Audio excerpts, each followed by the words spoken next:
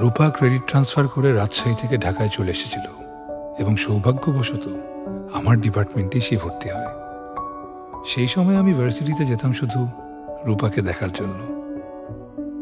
আমি সারাক্ষণ রূপার দিকে তাকিয়ে থাকতাম।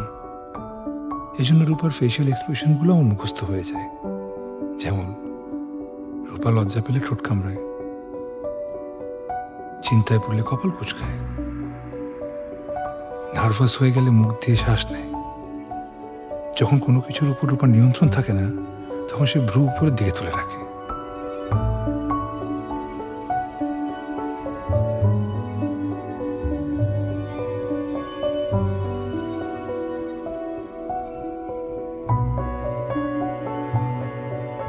রূপার হাসি সুন্দর, কিন্তু তার চেয়ে 10 গুণ বেশি সুন্দর হচ্ছে তার হাসি চেপে রাখার মুহূর্তটা। আচ্ছা, এই ভরা বাসে সবার সামনে রূপাকে প্রপোজ করলে কেমন হয়? শাপলা উঠলে প্রপোজ করব, আর মানুষ উঠলে করব না।